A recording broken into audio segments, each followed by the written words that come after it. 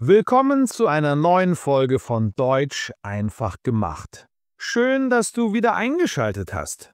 Heute reisen wir weiter durch die Grammatiklandschaft und diesmal entdecken wir das GPS der Sprache. Die Präpositionen, die dir den richtigen Weg durch die Fälle zeigen. In unserer letzten Folge haben wir gelernt, wie man einem Satz Farbe und Detail verleiht. Wir haben die Adjektivendungen entzaubert und gesehen, dass sie keine willkürlichen Buchstaben sind, sondern kleine, intelligente Helfer, die uns wichtige Informationen geben. Wir haben also gelernt, wie wir die Dinge in unseren Sätzen präzise beschreiben können. Heute fügen wir die nächste entscheidende Ebene hinzu. Wir lernen, wie wir diese Dinge zueinander in Beziehung setzen. Es geht um die kleinen Wörter mit der ganz großen Macht, die wahren Navigationssysteme deiner Sätze, die Präpositionen. Ja, wir sprechen über diese unscheinbaren, aber fundamental wichtigen Wörter in, auf, an, mit, zu und durch. Du benutzt sie jeden Tag in fast jedem Satz. Aber vielleicht hast du dich schon oft gefragt, warum heißt es, ich fahre mit dem Bus, aber ich gehe durch den Park? Und die Millionen-Euro-Frage, warum sagt man, ich bin in dem Kino, aber ich gehe in das Kino? Ich verspreche dir, am Ende dieser Folge wirst du die Logik dahinter nicht nur kennen, du wirst sie fühlen. Wir werden entdecken, dass Präpositionen wie ein GPS für deine Grammatik sind. Sie geben dem folgenden Substantiv eine ganz klare Anweisung, welchen Fall, also welchen Kasus es benutzen muss. Wir sortieren die Präpositionen in klare Gruppen, lösen das große Rätsel um Dativ und Akkusativ und am Ende wirst du viel sicherer durch deine eigenen Sätze navigieren. Also, schnall dich an, wir starten den Motor! Das Grundprinzip: Jede Präposition hat einen Plan. Bevor wir in die Details gehen, lass uns das Grundprinzip verstehen. Stell dir vor, du baust einen Satz. Die Wörter sind deine Bausteine. Eine Präposition ist nun wie ein Bauplan oder eben ein GPS-Signal für den Baustein, der direkt nach ihr kommt, also für das Substantiv oder Pronomen. Sie sagt ihm ganz genau, in welcher Form es auftreten muss. Diese Form ist der grammatikalische Fall, der Kasus. Im Deutschen gibt es 4 Fälle. Aber für die Präpositionen sind heute hauptsächlich 2 relevant, der Akkusativ und der Dativ. Der Akkusativ, man fragt oft, wen oder was, beschreibt meist ein direktes Objekt, eine Richtung oder eine Bewegung auf ein Ziel hin. Der Dativ, man fragt oft, wem, beschreibt meist ein indirektes Objekt, einen Empfänger oder einen statischen Ort. Jede Präposition hat eine Vorliebe. Manche wollen immer den Dativ, andere wollen immer den Akkusativ. Und dann gibt es eine besonders spannende Gruppe, die je nach Situation zwischen den beiden wechseln kann. Wenn du dieses System der Vorlieben einmal verstanden hast, ist die Hälfte der Arbeit schon getan. Lass uns das Chaos also aufräumen und die Präpositionen in ihre Teams sortieren. Team Dativ, die treuen Begleiter. Fangen wir mit der einfachsten Gruppe an. Das sind die Präpositionen, die absolut treu sind. Sie fordern immer und ohne Ausnahme den Dativ. Wenn du eine dieser Präpositionen siehst, schaltet dein Gehirn sofort in den Dativmodus. Du musst nicht nachdenken, du musst es einfach nur tun. Die wichtigsten Mitglieder im Team Dativ sind mit, nach, von, zu, aus, bei, seit, gegenüber. Lass uns ein paar Beispiele durchgehen, damit du ein Gefühl dafür bekommst. Mit. drückt eine Gemeinschaft oder ein Instrument aus. Ich fahre mit dem Zug, nicht den Zug. Sie spricht mit ihrer Freundin, nicht ihre Freundin. Nach drückt eine Richtung bei Orten ohne Artikel oder eine zeitliche Reihenfolge aus. Wir fliegen nach Italien. Nach der Arbeit gehe ich nach Hause, nicht die Arbeit. Zu drückt eine Richtung zu einer Person oder einem Ort aus. Ich gehe zu meinem Arzt, nicht meinen Arzt. Wir fahren zur Schule. Von drückt den Ursprung oder den Besitz aus. Das ist ein Geschenk von meinem Bruder, nicht meinen Bruder. Er kommt gerade vom Sport. Aus drückt die Herkunft aus einem geschlossenen Raum oder Ort aus. Sie kommt aus der Schweiz. Ich nehme ein Buch aus dem Regal.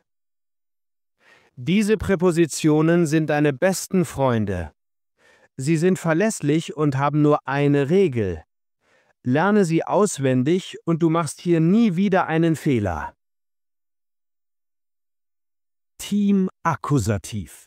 Die dynamischen Sprinter.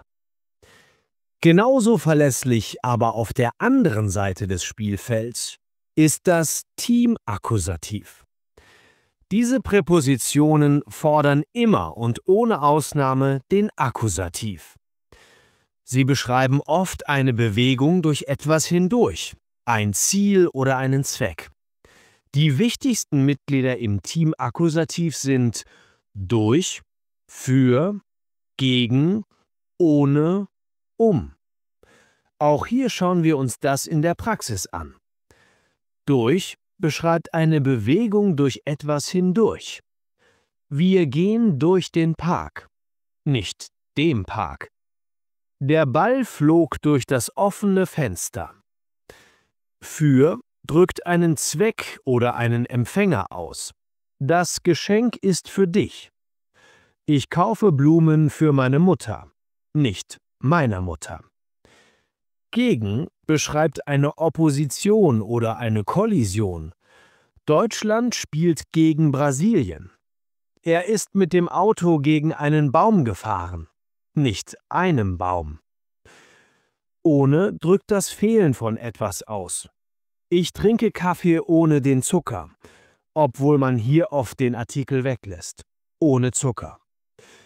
Sie ist ohne ihren Regenschirm gegangen. Genau wie Team Dativ sind diese Präpositionen 100% verlässlich. Einmal gelernt, immer gewusst. Die Chamäleons. Das große Rätsel von Ort und Richtung. So, und jetzt kommen wir zum Herzstück, zu der Gruppe, die Deutsch seine besondere Würze gibt. Die sogenannten Wechselpräpositionen. Ich nenne sie die Chamäleons, weil sie ihre grammatische Farbe ändern können. Sie können mal den Dativ und mal den Akkusativ verlangen. Diese Gruppe beschreibt fast immer eine Position im Raum. Die wichtigsten sind in, an, auf, über, unter, vor, hinter, neben, zwischen. Aber wie entscheiden Sie, welchen Fall Sie nehmen? Hier kommt die magische Frage, der Universalschlüssel, den du dir für immer merken musst. Wenn die Frage wo lautet und eine statische Position einen Ort beschreibt, benutzen wir den Dativ. Stell dir eine Stecknadel auf einer Landkarte vor. Wenn die Frage wohin lautet und eine Bewegung mit einem Ziel, eine Richtung beschreibt, benutzen wir den Akkusativ.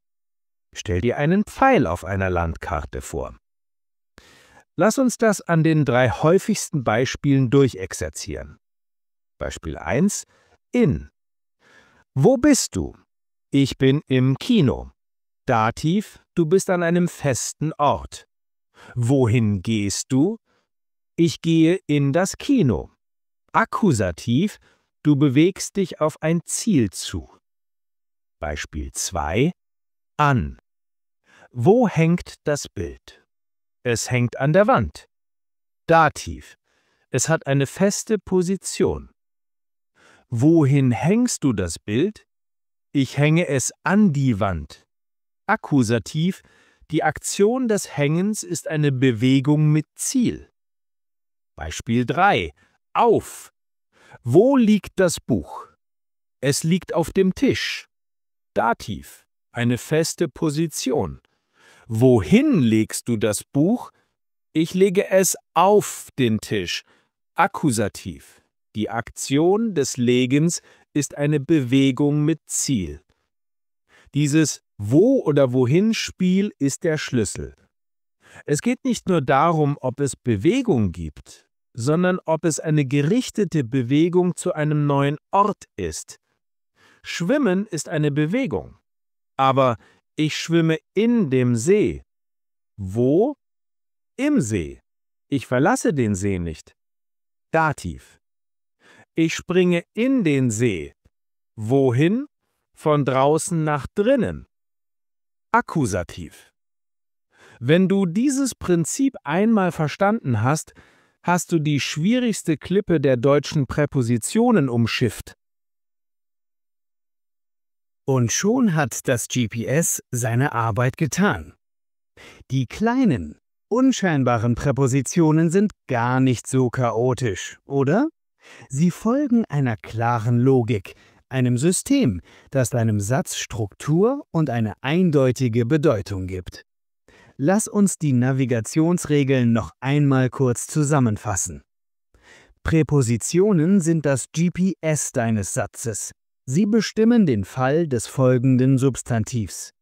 Es gibt das treue Team Dativ, mit, nach, zu, das immer den Dativ verlangt. Es gibt das dynamische Team Akkusativ, durch, für, ohne, das immer den Akkusativ verlangt. Und es gibt die Wechselpräpositionen, in, an, auf. Hier entscheidet die magische Frage, wo? Ort führt zum Dativ. Wohin? Richtung führt zum Akkusativ. Mein Tipp für dich: Spiele das Wo- oder Wohin-Spiel im Alltag. Jedes Mal, wenn du eine Wechselpräposition hörst oder liest, frage dich blitzschnell: Beschreibt das Gerabe einen festen Ort oder eine Bewegung mit Ziel? Dieses kleine mentale Training wird dein Sprachgefühl unglaublich schnell schärfen. Vielen Dank, dass du heute wieder auf dieser Reise dabei warst. Wenn diese Folge dir geholfen hat, den Weg durch die deutschen Fälle besser zu finden, dann würde ich mich riesig über eine positive Bewertung oder ein Abo freuen. In der nächsten Folge kümmern wir uns um die Verben, die deiner Sprache erst so richtig Persönlichkeit verleihen. Es geht um die Modalverben. Können, müssen, wollen. So sprichst du selbstbewusst auf Deutsch. Wir schauen uns an, was sie genau bedeuten, wie man sie richtig betont und was der feine, aber wichtige Unterschied zwischen ich will und ich möchte ist. Das wird eine exzellente Lektion, um deine Sprache natürlicher klingen zu lassen. Bis zum nächsten Mal bei Deutsch einfach gemacht. Tschüss und alles Gute.